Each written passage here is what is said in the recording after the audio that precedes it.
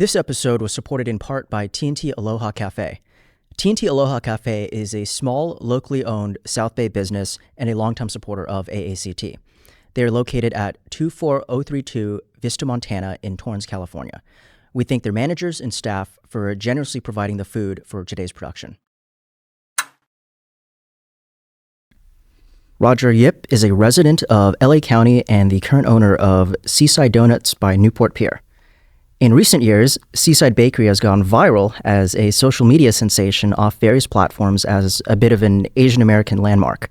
It's open 24 hours a day and is located at 2108 West Oceanfront, Newport Beach, California. Thanks so much for doing this, Roger. Thank you. Thanks for having me. Excited to be here.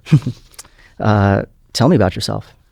I'm a first generation Asian American. Mm-hmm. So born and raised in Long Beach, California, and we didn't always live in Long Beach. Mm-hmm. You know, we did actually live for one time close to Seaside. Okay. But that was very short while lived when I was like a baby. But most of my life is all Long Beach. Mm-hmm. I've been watching my dad work since I was like, saw as long as I can remember. I didn't think I would ever take over, honestly, too. But yeah, here I am. Probably the best decision ever made too, and I'm not gonna lie. Your dad was the first one to come to the United States? Mm-hmm. His story is pretty amazing, actually. I don't know if we have time to talk about it. Yeah. Because he was a survivor of the killing fields. Okay. The Cambodian genocide. Yeah. And he escaped to Thailand, where he met my mother. And that's where they started kind of knowing each other.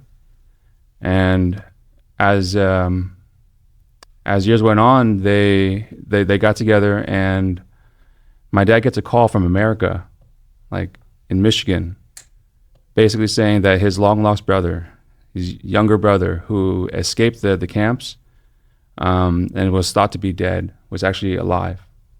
And he was found by an American journalist from Alma, Michigan. And so with that information, my dad had to he just decided to take his whole family, and he had to leave my mom for a bit, and everybody had to come to America. So this family from Michigan decided to sponsor my dad and his whole family. And he went from basically the jungles in Southeast Asia to being in the snowy mountains or the snowy farmland of Alma, Michigan. And from there, he just decided this is where he's gonna have to live, you know. The years later, when he realized there's nowhere work for an Asian immigrant in Michigan. Mm-hmm. Everyone knows you go to California where there's work for everybody. And so his journey started there, basically 1981. 1981 was when he came to California? Yeah. Mm-hmm. And then when he went from Cambodia to Michigan, did he have children at that point? No. Okay. So basically, he was still kind of, I guess, in a long distance relationship then with my mom. With your mom? Yeah. Mm-hmm. At that time, I guess the phone call was like the highest level of technology, right? Other than that was writing.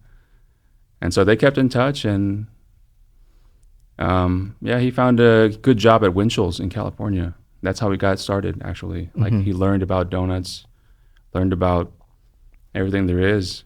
And then he met a man who was like an associate of, I guess everyone knows, the Donut King. The guy who started, who owned a lot of donut shops in California. He was taught by him on how to run donut shops. Mm-hmm. And then my dad got the idea, and then they started hopping around looking for places. And that's when they found Seaside Bakery. So at that time, Seaside Bakery was just only like a pastry shop. Mm-hmm.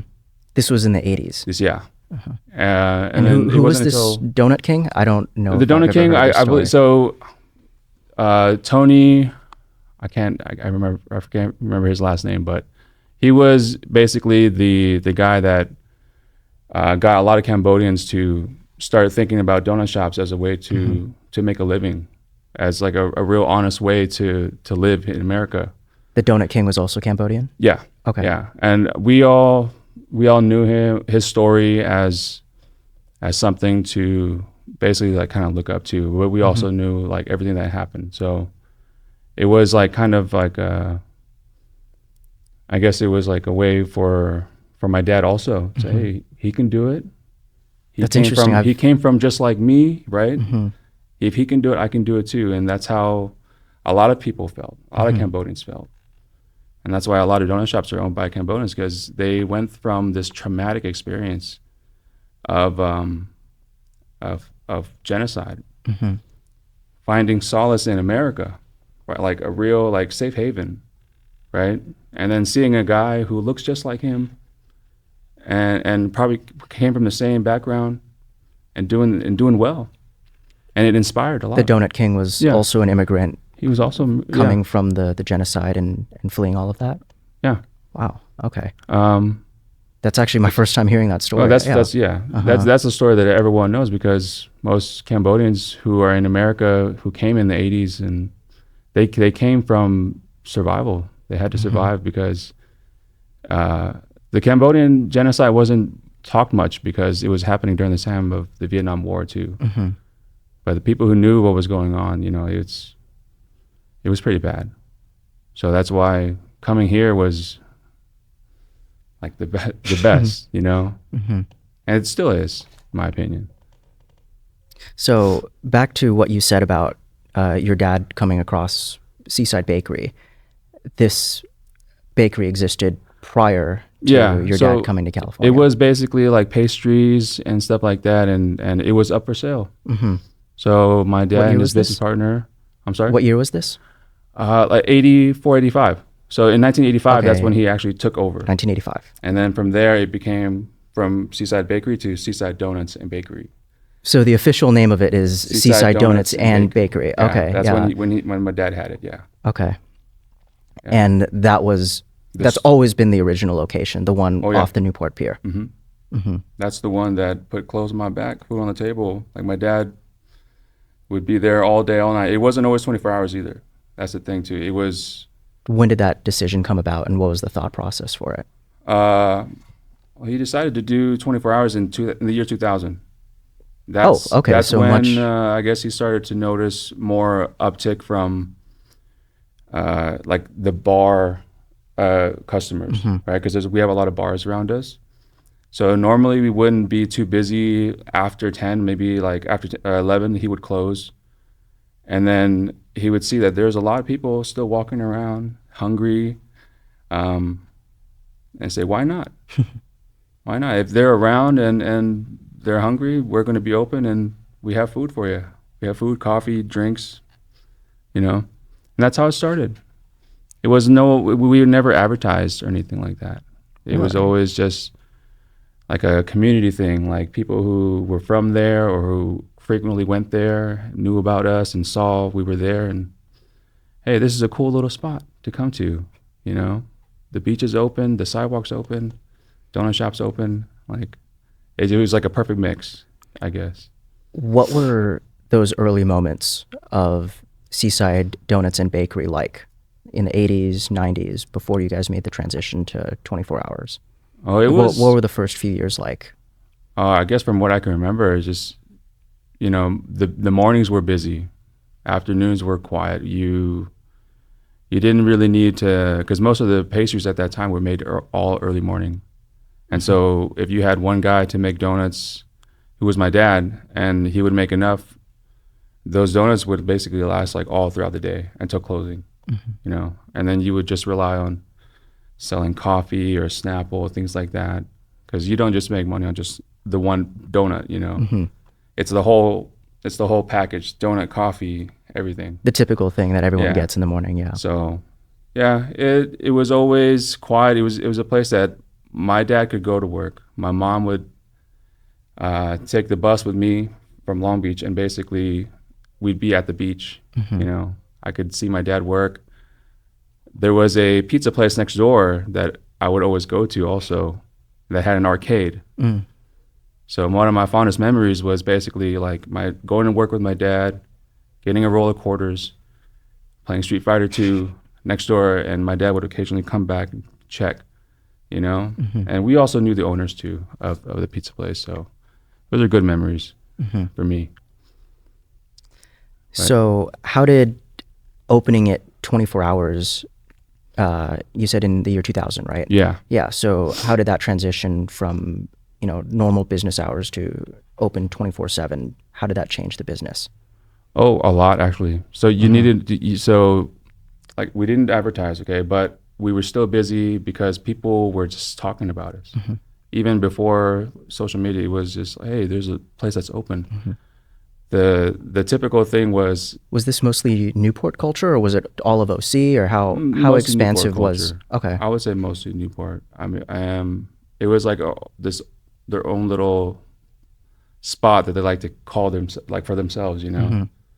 Because you could go to the bar, you can go bar hopping, or you could go hang out at the beach all day, and no matter what, we would have fresh pastries, coffee, and anything you needed all day, all night. So it was like, it really started picking up as the years went on. We had to get more people, and as the years went on, also we started adding more items. So that was a big thing. Just keeping up with the traffic, the foot traffic there. So it did change it a lot. Really? Yeah, it was probably the best thing we ever did too. Oh, I'm sure. I mean, you guys probably, it's a very profitable move, probably. What would you say that your opening at 24 hours, did it change the customer base at all? How did the customer base evolve from 1985 to 2000? Yeah. So for the night shift, at least, it has changed. It was more lively, I guess you could say, because when the bars would close, or even in the late hours, people are just trying to have fun. You know, in the mornings and stuff, it's more quiet. And so I would say for me, because I was still working there even when I was in college. And even when I was in college. You went to college locally? I actually went to UC Irvine. Oh, really? So I okay. would go to work. And then, so you have something in common with a lot of your customers. Yeah. And that's part of the reason why I even do fundraisers also at the donut shop. You'll see occasionally like flyers. For various UCI clubs and things like that. Oh, okay. Didn't even know that. But for me, you know, it was always just, the nighttime was always busy because it was like the party scene. But, you know, it's just more loud. Yeah. You know. Did you guys become busier at night versus the morning then, or how did that? Yeah, so that like at night, you'll have a lot of long lines or huge crowds of people, but none of them are usually getting like big orders. Whereas in the mornings, you'll see like people walking out with boxes, and so those will take longer, and you know, it depends on the time. So at night, everyone's more younger and out there to have fun. In the daytime, it's usually we get a lot of retirees and families, big families coming in, doing big orders. And yeah. So you touched on this briefly, right? Talking about the pizza shop and the arcade and things like that. But how did you get involved in the business? Was this something you ever thought you would be doing, inheriting the family business, or did you have other plans? So it was always like teased, oh, maybe you'll take over. But I actually I thought I could be a police officer, actually. Really? That was like one of my things. And I went to school at UCI for criminology.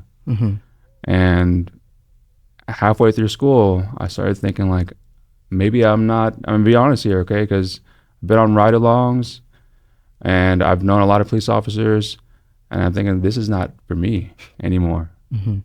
Like, I'm not cut out for this.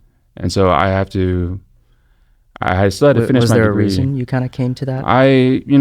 Just the fear of not coming home was it for me. That was the thing, honestly. Just wanted to be like safe. And when I started graduating it was the time also where I started seeing my dad I started seeing his age like show up. And so I kind of had like this feeling where, you know, I wanted to keep what he worked so hard for, like going, because the idea was like, he's getting there, he's getting old, can't be doing this for too long, and it'd be sad to see this thing go. And then I was like, okay, I'll take over. I'll do it. I've been working here. I know how it works. I'll just take over. And it took some time, and yeah, it was probably the best decision I ever made. Really? You know, honestly, because I could see how happy it's made the family also. You know, seeing that this business has been in our family is still continuing on. I have 2 kids now, and you know, I feel like I don't want to push it on them the way it was kind of like pushed on me a little bit, because I grew up differently, you know. But yeah, And the college kids were always college kids were always there. I feel like that they are a big thing about why the night shift is so popular. Even when I was going to school at UCI students were still coming. Like I would be serving classmates. Really? Right? You know, and everybody knew it, and you know, no one had to and advertise. And this was in the 2000s? Yeah, so I graduated in 2010. Okay. And I got in at 2006. Okay. So it was a weird feeling. It Serving was your classmates, cool, though, the ones too, that you'd see. You know, hey, you work at Seaside, or your family owns Seaside, and did I that love kind of that make you a place. celebrity in college, or not? I mean, I tried not to. Honestly, I tried not to have my face out there too much, because it was always I was always a private person, even when I was younger. So I was always like, oh, thank you, you know, and just felt like shy, I guess, to just have that interaction. Still kind of am, you know. I'm 39 now, so, you know, it still happens sometimes, but I never see myself as anything like, I never let it get to my head, man, you know, because I'm not like that. So.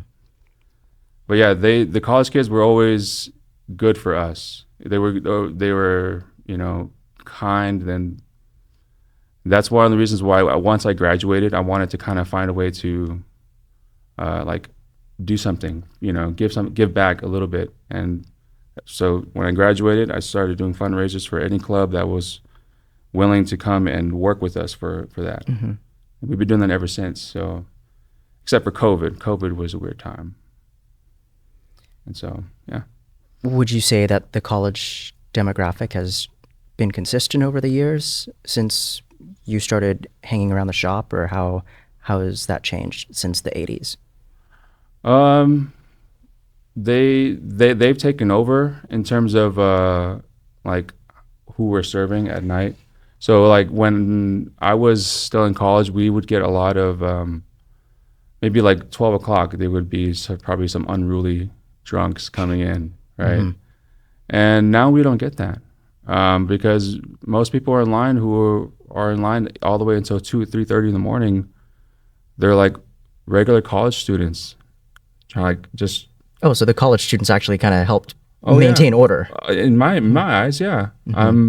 Most crazy drunk people don't want to wait in line for a donut. They'll try to sneak in and stuff like that. So, yeah,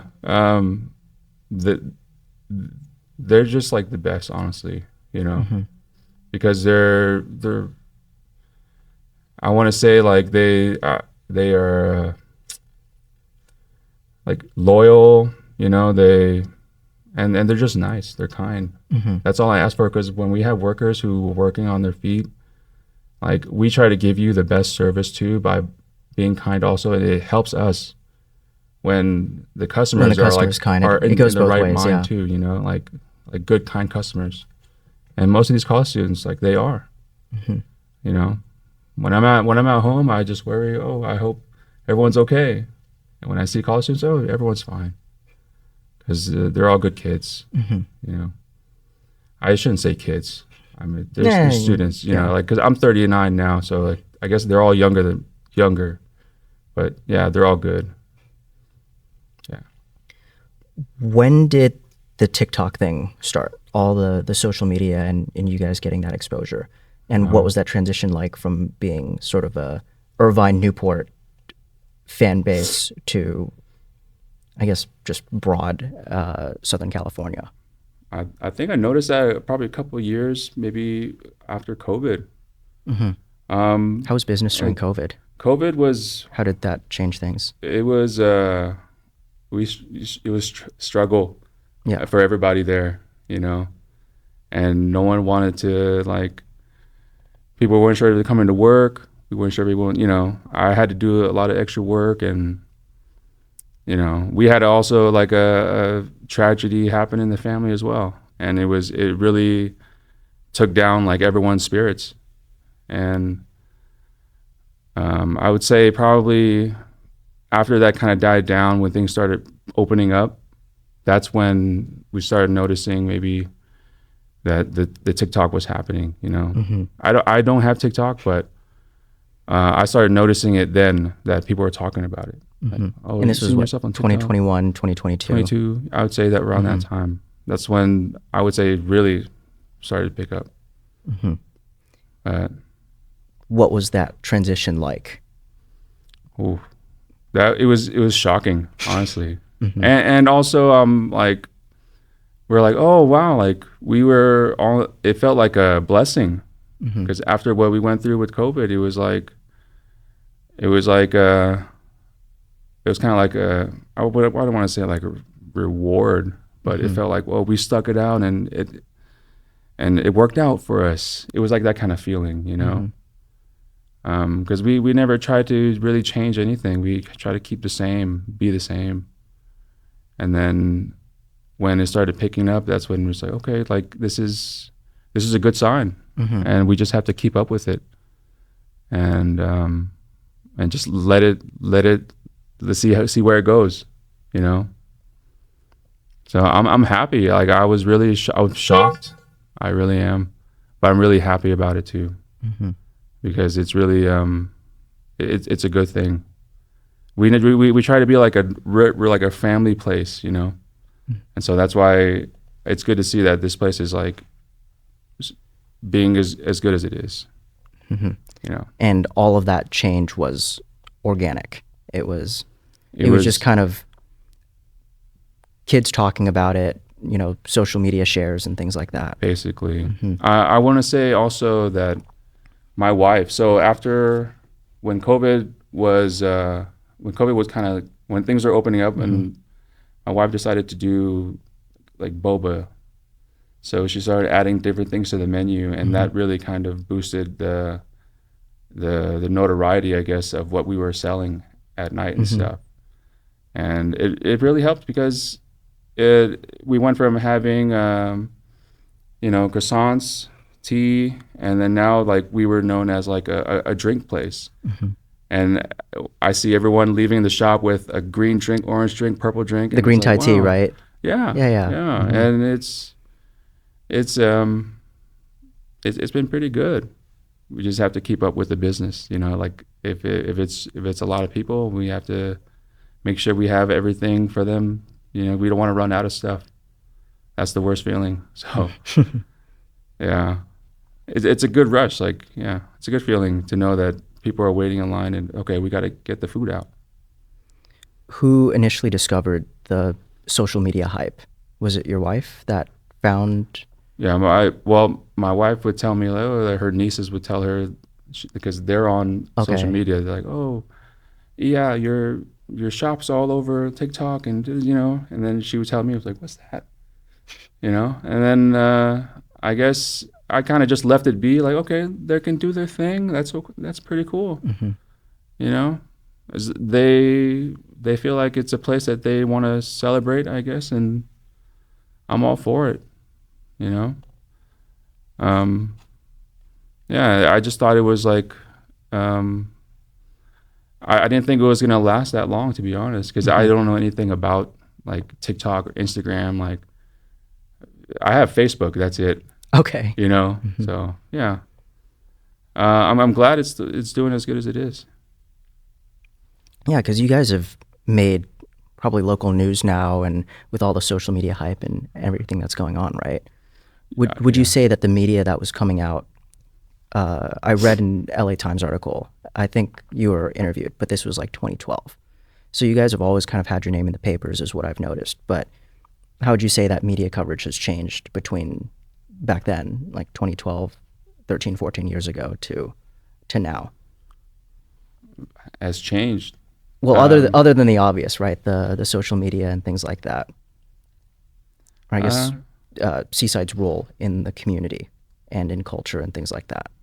I guess it seems like you guys have always been an iconic landmark. It's just obviously it's evolved from the article in 2012.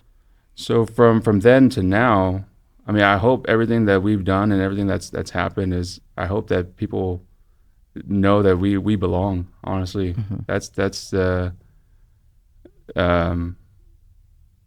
only takeaway I hope people get from it is that we've been doing this for a long time.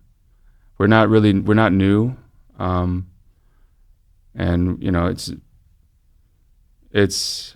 we're here like every day working hard, like pumping out products, croissants, coffee, tea, everything. So I hope that people remember that we're gonna keep doing what we're doing, but also like do it honestly, and also like we're just gonna be there for people. I hope that. That was super interesting. Yeah. Because from then, when I was first interviewed, when I first took over, it was a new feeling also. But when did you take over? Basically a little after 2010. 2010. Okay. So, in terms of running the shop, and so that's when you became the official owner. Basically, I had other interviews too, and I would always tell them that I try to keep everything the same, and I don't stray away from that formula.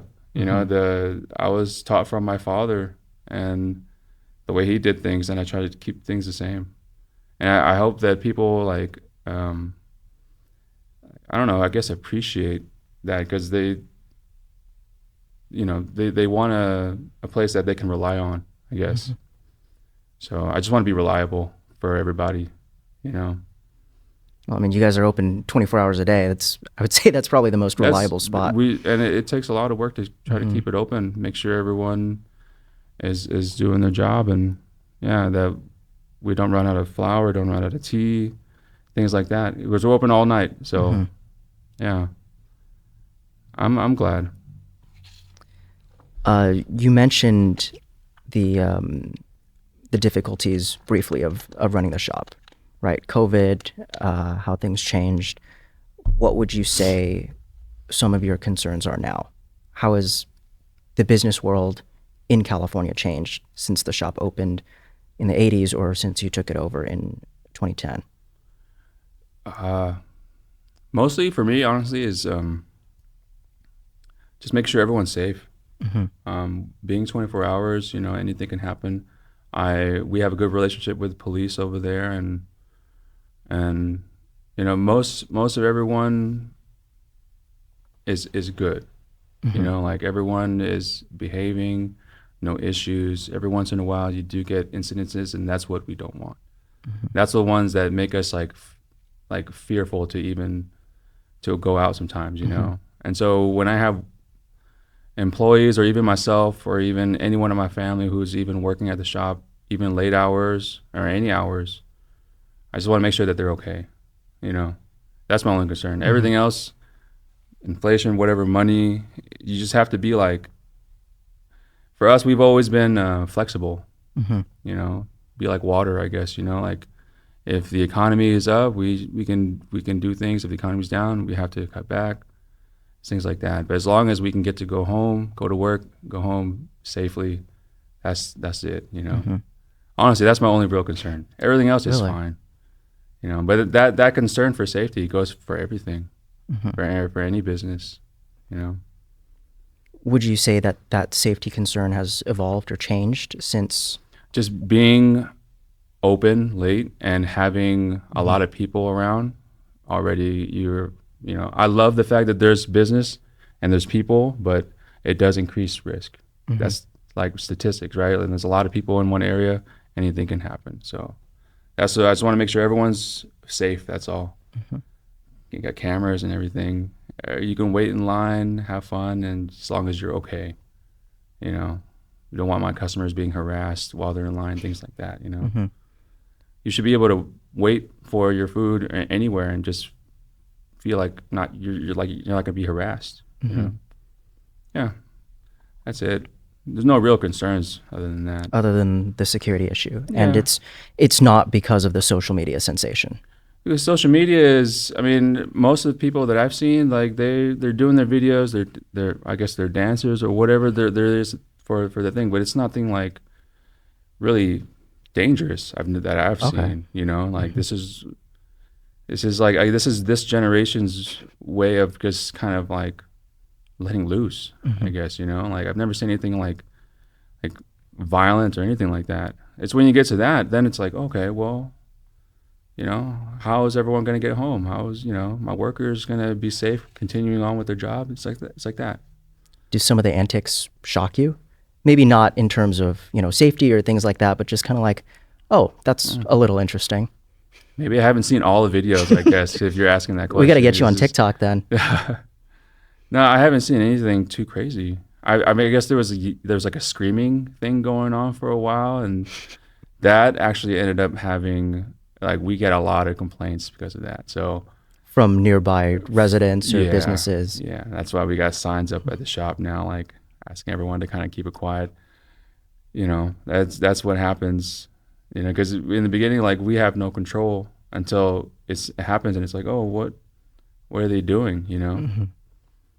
Yeah,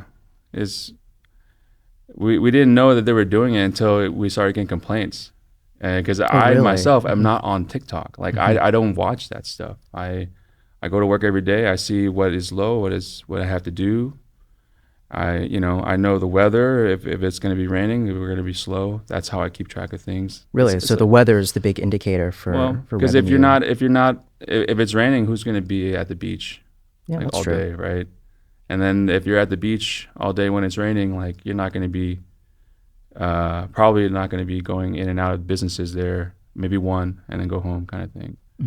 So I'm always like keeping an eye on the surrounding of like what's going on, like in the shop though, and weather, of course.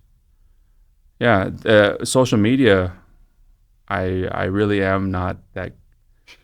I have no real presence on social media, so yeah.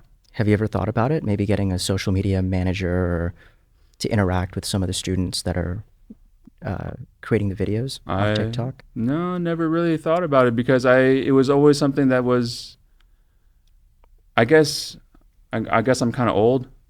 I don't know. I've never really felt like I said, Facebook was like my only thing. Well, I mean, business seems like it's doing very well regardless of your social media presence. I try to just keep to the same formula, and anything regarding social media, like I kind of just let them do their thing, and as long as it's not like I guess it's okay as long as it's not like no violence, no harassment. Don't make a mess. It has to be appropriate, because I've always wanted my place to never be associated with like anything bad.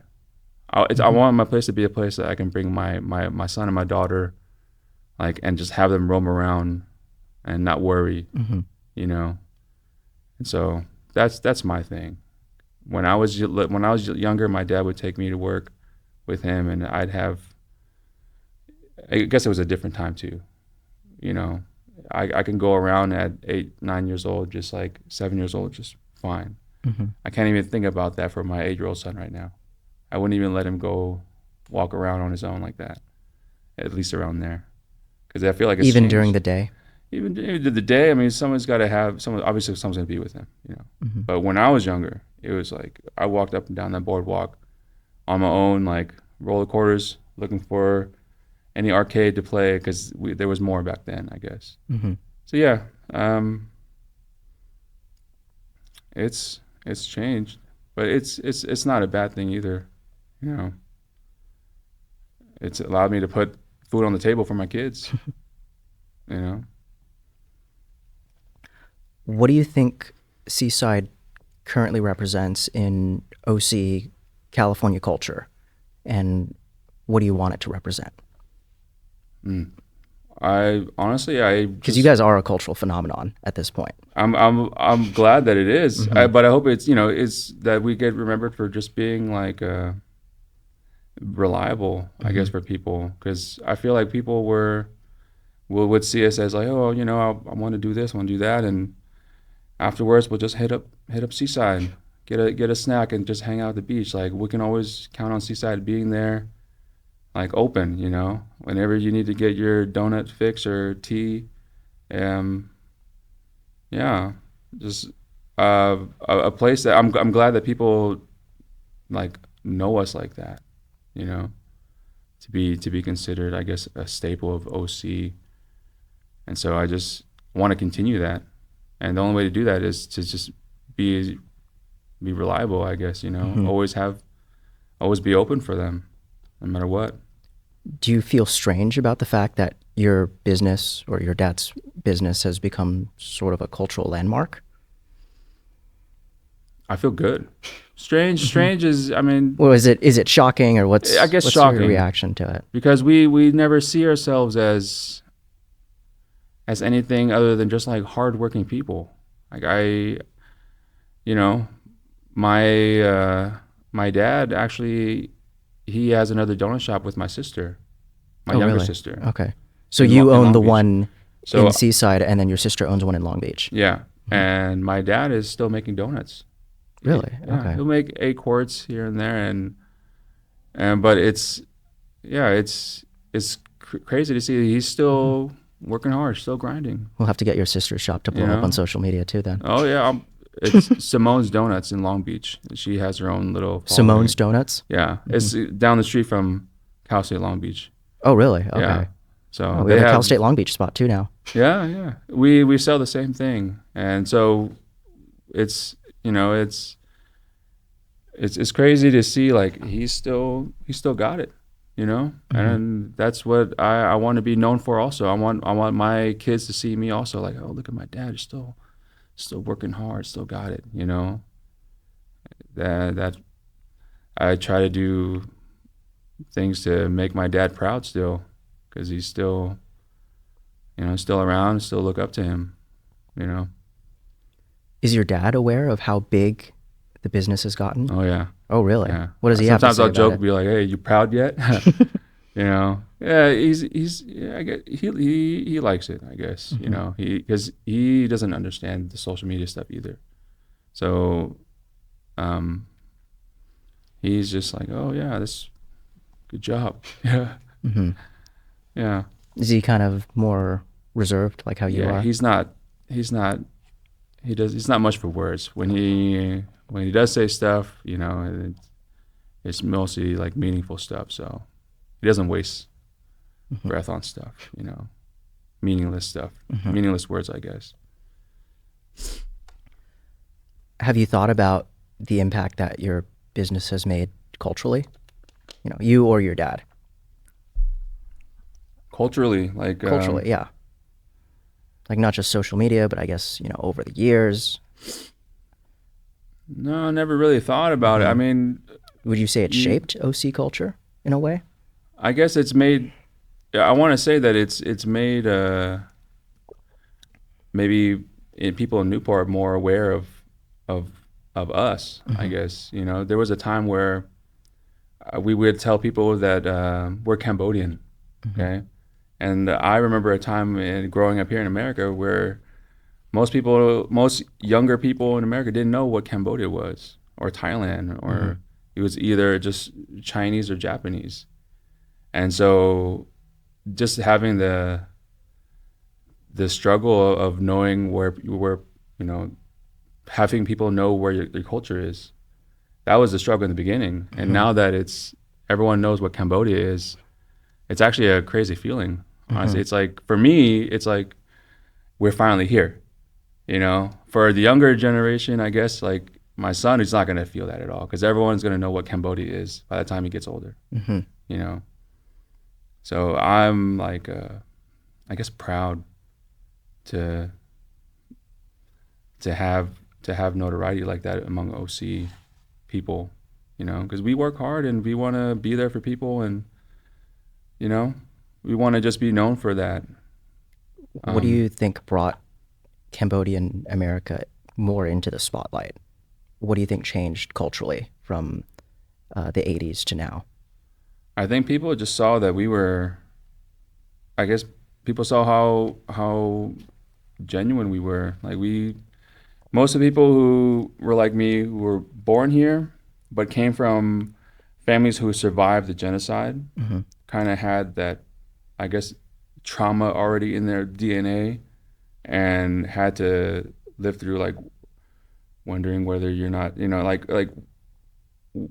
where you fit in America, as opposed to like kids today. Like everyone, like kids today should feel like they belong already. But I feel like in my generation, we were still trying to fight for like, yeah, we're here, like, you For know, belonging in yeah, the United like States. don't tell me to go back to China, you know. It's like, yeah, it was like that, you know. So I want people to remember that like we've been here for a long time, and that we have a place here. Like we're not foreigners, you know. Yeah, like, you guys are Americans. yeah, that's yeah, that we belong. I guess that was I'm glad that people recognize us now, you know, in that sense. Like, Do you think all the things you described, the historical context of, you know, fleeing the genocide to the Donut King, and then now your shop blowing up on social media and sort of having this cultural footprint, do you think that has affected the way people see Cambodian Americans? I hope so. I hope that the next Cambodian person younger than me who wants to do business, you know, can feel like they can do it. It doesn't have to be Cambodian. Any person like who feels like, oh, that guy looks like me. He came from the same background as me, and he's doing pretty good. I think I can do that too. It's like inspire somebody, you know. Like how the Donut King inspired Yeah. your father's generation. So I hope it changes down the line, you know. Yeah. How would you want your shop to be remembered? Not just in terms of, you know, the history of OC and Newport, but now that we're on the topic, Cambodian America, Asian America, all of it. Just a place that you can go to be safe, I guess. Being remembered for one thing, or Anything. Well, we'll start with one thing, and then you can expand on that topic. I guess in any way. because we always want to show people that we do work hard, you know. And so I guess in my household, and I guess in my culture, it's like showing people that you work hard is like a way that you're trying to like to input into the community, right? And if you're trying, then you should be commended for that, you know. So working hard was always a thing that we always wanted to be proud of. Like we never wanted to be the ones that were considered like, oh, we can't do anything, because we all survived the genocide, right? So if you don't know what happened during the genocide, where basically all intelligent families were killed, basically anyone who was of high status was killed, anyone left over who had to be only uneducated. And so you get the idea of like, oh, the Cambodians are going to be like that. So when you're a kid, you learn the history, and then you think about when you come here, like, oh, what are they going to see us as? You know, because are they going to see us as like equal to them, or not? Because all the intelligent families were all killed off, and only all the ones who are uneducated are left. So they're going to see us as uneducated, right? That's the struggle. And so now it's like, you know, we've all passed that. We've been here for 30 years, like living next to everybody else. Like we're just like you know. Everyone's gone through some stuff, but we're here now, and yeah, You're part of the American story. I can't tell you how many times I've been told to go back to China while being there. Really? Yeah, it's crazy, but Even now? even less now, but that's why it's kind of like it hurts, because we put our a lot of effort into making sure that people know that we belong here. And so that's why I hope the next generation doesn't have to go through that. We put enough effort into making ourselves known that, hey, Seaside Donuts, we can, they're Asian owned, and it's not going to be like a thing anymore, yeah. Still at 25, it's like still going through stuff, Would you say that, or I guess how would you say all the things you described changed or affected the Cambodian American identity? It can be from your perspective, things you've heard. Well, so Cambodians really want to show that they belong. A lot of Cambodians join the military. A lot of Cambodians open businesses. If you go to Cambodia itself, a lot of people in Cambodia work for themselves. So the entrepreneur spirit is in them, It's ingrained in the culture. It's in everybody who has come from that kind of background. And a large portion of Cambodian Americans are self-employed entrepreneurs, things like that. They strive to be. And that's how I feel. And so our identities can be whatever it can be, but it's one thing that Cambodians today, we're survivors, and I think that's also in our heart, no matter what happens, we're going to be okay. We're going to survive, because the struggles that my dad went through, I'm not going to let that go to vain. It's not going to be in vain, basically, I got to continue on. That's how I feel. So my son's not going to go through that struggle. That's for sure. It's a different time. So you'd say it helped the community think more intergenerationally. We should always try to help with the next generation. That's who's carrying our names. That's who's carrying the next face going forward. So, I hope that the next generation of Cambodian kids growing up here can feel like they can do anything. Honestly, it should be like that for every kid. Yeah. Menu recommendations. Every time I go, people say, get the green Thai tea. What are your thoughts on that? What's your favorite thing on the menu? I always go for the Thai tea, actually. Really? Not the green Thai tea? It's I go for the sweeter one. So the green. So the regular Thai tea is sweeter, and then the green Thai tea is. It's sweet too, but it has more of a bitterness. In the end, I'm sorry. In the end, because of the jasmine and everything like that, it's more of a floral aftertaste, and a lot of people like it. But if you like the sweeter drinks, the sweet milk drinks, the Thai tea's the way to go. But yeah, I would say if you haven't had a ham and cheese, try the ham and cheese. Try the ham and cheese. Okay. Yeah. That's. Is that your favorite thing on the menu? I usually eat a ham and cheese once a day. I'm not gonna lie. Wow. It's kind of part of my job, right? What's it called? What's the word? Quality control. But also, it's because it's good too. Yeah, I drink. You don't get sick of eating ham and cheese every day? Not really. I'm not gonna lie. If I do get sick of it, I'm also gonna eat a turkey and cheese, which is the same bread. Which is the turkey. exact same thing almost, turkey, yeah. With jalapenos. Yeah. That's the truth. That, and I usually eat one strudel stick in the morning as well. A strawberry cream cheese strudel. Strawberry cream cheese. So we make that only in the mornings, and in the mornings it's hot and crispy, and it's the best thing in the morning. So if you're ever there early morning, try that one. But yeah, in terms of everything else, though, everyone loves our green Thai iced tea with boba. I would say try our taro milk tea as well. That's also Taro pretty milk good. tea. Taro milk tea is pretty good. And if you don't like boba, we also have like jelly, like the Like the lychee jelly lychee thing. Yeah. jelly. You know, after COVID, we decided to add more items, and that was one of the things. And it really helped us out to kind of make our, I guess, change the image, because we were mostly just one kind of tea, green or orange. But now you see people walking out with different colored drinks, and it really makes people's heads turn.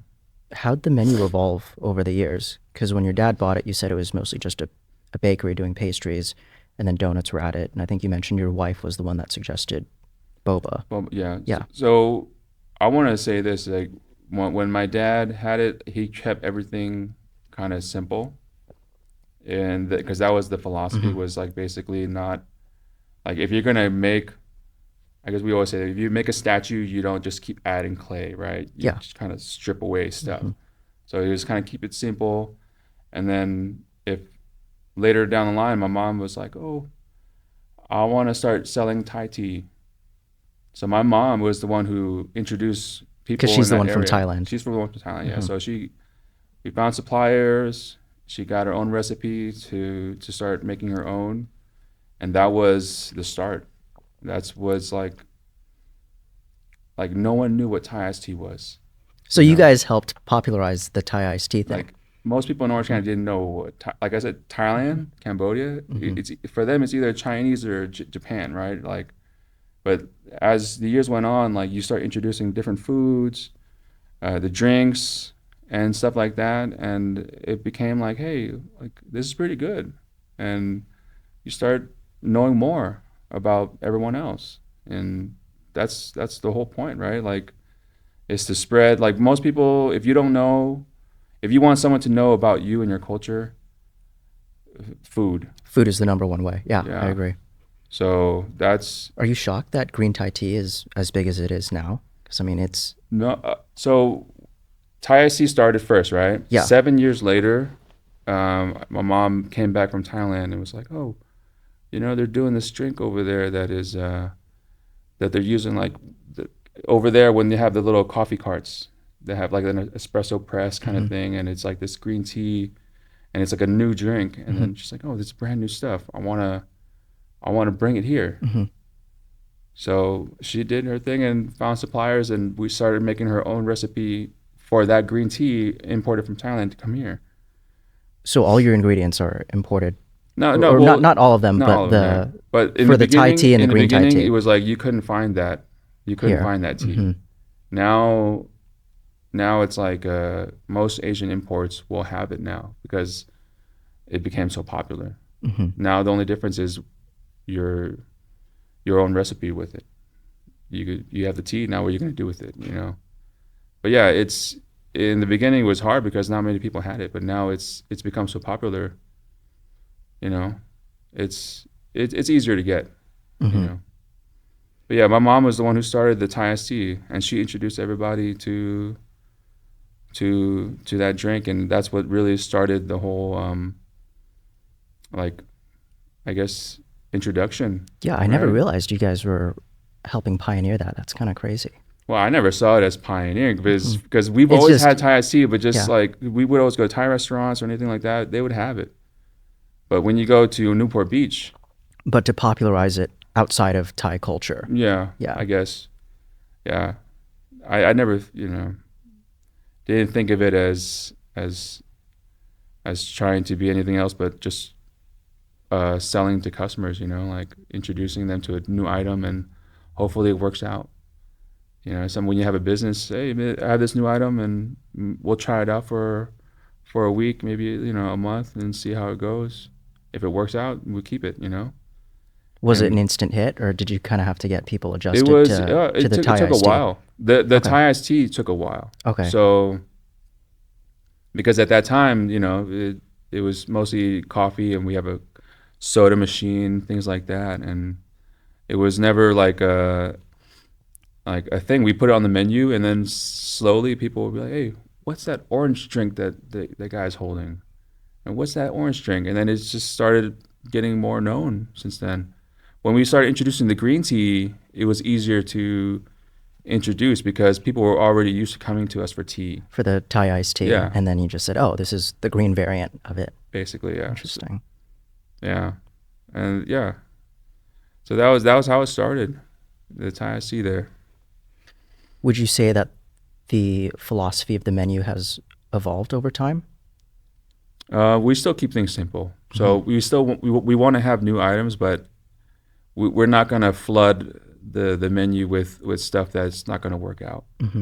And that's how honestly that's like every business should be like that. Like if this thing's not working out, there's no reason to keep spending money on it, right? So because how do you make a decision as to when to maybe experiment with something new and balancing that with keeping it simple? If something comes along that I think I can, like, first I have to be able to make it. If I can't make it, I can't teach anyone else to do it. So that's number one. And then if I can make it, and it's like, okay, how am I going to incorporate it into what we already have? And if we do end up putting it in and then it ends up taking away from another item, you just have to make a decision. You have to choose which one's more popular.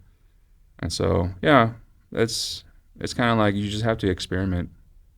I wish there was like an equation, you know, that you just tell me right away or something like that. But it takes time to just and a good eye to see, you know. That's basically, yeah. When it comes to like products, you know, you have to be very careful about what you put on the menu. You can't just put anything, and you have to see, like, if it's like I have customers who are coming in and they think it's a little funny. We have a little section with little noodles, right? We have cup noodles and bowl noodles. Oh, really? You guys have noodles? We do. Oh, yeah, okay. we have a little section that we sell bowl noodles for like our late night customers who must be popular during finals week and sit by the beach, and then, you know, like, oh, why do they have soup? And then later, like a bunch of people ordering bowl noodles to eat on the beach and stuff like that. It's it depends. Like, you have to think about your customers, and yeah, that's all it takes. Do you think the additions to the menu over time have changed the way you guys are perceived at all? Do you think it's changed the way customers... especially with the boba. It's like ever since COVID, I guess the people started calling us like a boba place for a while. But you guys are a donut place. Yeah, that's why I was like, oh, well... Not exactly. I'm not going to correct them because it's like, yeah, we do sell boba. If you want to call us a boba place, then yeah, we're a boba place. But you come inside, you see we got a lot more stuff, you know? So if they come into us because they think we're a boba shop, you're welcome to come in because we got it. So, you know, whatever they think of us as this shop or that shop, it's up to them. We just know that we're there. We're going to be there no matter what. So, yeah. I mean, if you go to boba places, like, do you have like already an idea of what you're going to get, right? And then most of the time you order on the menu, but you don't see anything else like food. They have pictures, waffles and whatnot. So for us, but you guys have it fully on display. Oh, yeah, you actually see the tea. These are the cronuts, or these are the... Yeah, but you also see the tea that we serve and stuff like that. You see like literally the pot of boba right behind us, like that's already cooked. We cook ahead of time with brown sugar, and you can see us like putting it into your cup. Like, it's like that, you know? And so you think of us however you want, just think of us, I guess. That's a good way of putting it. Last question. Yeah. Outside of business, what do you like to do for fun? What are your hobbies? When work gets stressful, how do you deal with that? I've learned to like separate work and my personal life, right? So when it comes to work, I only think about work, and then when I'm out of work, other than my family, like, I guess you could say, just being a family man. I don't know if he's talking about me personally. Yeah. I go boxing every week. That's my exercise. Really? And every once in a while, Go to a gym around Long Beach or Newport Yeah. or one of them. I actually, so the gym that I trained at when I was in college is the same gym I take my son to for him to learn. And, you know, occasionally I'll go to shoot some arrows over El Dorado Park. It's like my therapy, I guess. As in archery? Yeah. Really? Yeah. So Interesting. a lot of like here and there, you know, Mhm. when you work and then you have interests, you just all over the place.